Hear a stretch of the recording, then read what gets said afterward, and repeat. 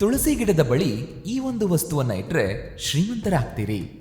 ವೀಕ್ಷಕರೇ, ಪ್ರಣವಂ ಭಕ್ತಿ ಟಿವಿಯ ವಿಶೇಷ ಪರಿಹಾರ ಶಾಸ್ತ್ರ ಸರಣಿ ವಿಡಿಯೋಸ್ಗೆ ಆತ್ಮೀಯವಾದ ಸ್ವಾಗತ. ವೀಕ್ಷಕರೇ, ನಮ್ಮ ಈ ಸರಣಿ ವಿಡಿಯೋಸ್ದಲ್ಲಿ ಸಾಕಷ್ಟು ಸರಳ ಪೂಜಾ ವಿಧಾನಗಳನ್ನು ತಿಳಿಸ್ಕೊಡ್ತಾ ಇದ್ದೀವಿ. ಈ ವಿಡಿಯೋದ ಜೊತೆಗೆ ಸರಣಿಯ ಎಲ್ಲ ವಿಡಿಯೋಸ್ಗಳನ್ನು ಕೂಡ ನೋಡಿ ಸಾಕಷ್ಟು ಮಾಹಿತಿಯನ್ನ ಉಚಿತವಾಗಿ ಪಡ್ಕೊಳ್ಳಿ. ಧನ ಸಂಪತ್ತಿನ ಅಧಿದೇವತೆಯಾದ ಲಕ್ಷ್ಮೀ ದೇವಿಗೆ ಪ್ರಿಯವಾದ ವಸ್ತುಗಳಲ್ಲಿ ಕವಡೆ ಮತ್ತು ತುಳಸಿಯು ಕೂಡ ಒಂದಾಗಿವೆ. ತುಳಸಿ ದೇವಿಗೆ ಪ್ರಿಯವಾದ ಈ ಎರಡೂ ವಸ್ತುಗಳನ್ನು ಜೊತೆಯಲ್ಲೇ ಇಡೋದ್ರಿಂದ ಯಾವೆಲ್ಲ ಪ್ರಯೋಜನಗಳಿವೆ? ತುಳಸಿ ಗಿಡದಲ್ಲಿ ಅಥವಾ ತುಳಸಿ ಗಿಡದ ಬಳಿ ಈ ಒಂದು ಪುಟ್ಟ ವಸ್ತುವನ್ನ ಇಟ್ಟರೆ ಏನಾಗುತ್ತೆ? ಹಿಂದೂ ಧರ್ಮದಲ್ಲಿ ತುಳಸಿಯನ್ನ ಅತ್ಯಂತ ಪವಿತ್ರ ಹಾಗೂ ದೈವಿಕ ಶಕ್ತಿಯುಳ್ಳ ಸಸ್ಯ ಅಂತ ಪರಿಗಣಿಸಲಾಗುತ್ತೆ. ಇದು ಪ್ರತಿಯೊಂದು ಮನೆಗೂ ಮಂಗಳಕರ ಸಸ್ಯವಾಗಿರುತ್ತೆ.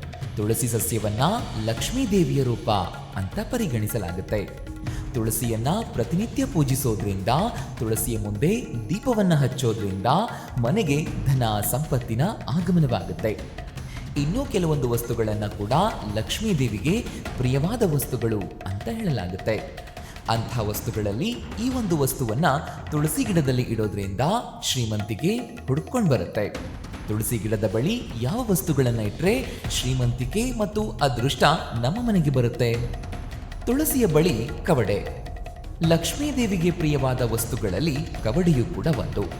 ಮನೆಯಲ್ಲಿ ಕವಡೆಯನ್ನ ಇಟ್ಕೊಳ್ಳೋದ್ರಿಂದ ಲಕ್ಷ್ಮೀ ದೇವಿಯು ನೆಲೆಸ್ತಾಳೆ ಅನ್ನೋ ನಂಬಿಕೆ ಇದೆ. ಕವಡೆಯನ್ನ ಲಕ್ಷ್ಮೀ ದೇವಿಯ ರೂಪ ಮಾತ್ರವಲ್ಲ, ಸಂಪತ್ತು ಮತ್ತು ಸಮೃದ್ಧಿಯ ಸಂಕೇತ ಅಂತಾನೂ ಹೇಳಲಾಗುತ್ತೆ.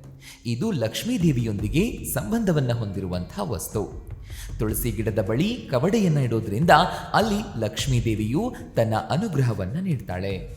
ಹಣದ ಸಮಸ್ಯೆ ಪರಿಹಾರವಾಗುವುದು. ತುಳಸಿ ಗಿಡದ ಬಳಿ ಅಥವಾ ತುಳಸಿ ಕುಂಡದಲ್ಲಿ ಕವಡೆಯನ್ನ ಇಡೋದ್ರಿಂದ ಮನೆಯಲ್ಲಿ ಆರ್ಥಿಕ ಸ್ಥಿತಿ ಬಲಗೊಳ್ಳುತ್ತೆ. ಮನೆಗೆ ಸಂಪತ್ತು ಹುಡುಕೊಂಡು ಬರುತ್ತೆ ಮತ್ತು ಮನೆಯಲ್ಲಿ ಸದಾಕಾಲ ಸಕಾರಾತ್ಮಕತೆ ಉಳಿಯುವಂತೆ ಮಾಡುತ್ತೆ. ಇದು ಹಣಕಾಸಿನ ಸಮಸ್ಯೆಗಳಿಂದ ಜನರಿಗೆ ಪರಿಹಾರವನ್ನ ನೀಡೋದಕ್ಕೆ ತುಂಬಾನೇ ಸಹಕಾರಿಯಾಗಿದೆ. ಹಳದಿ ಬಣ್ಣದ ಕವಡೆ.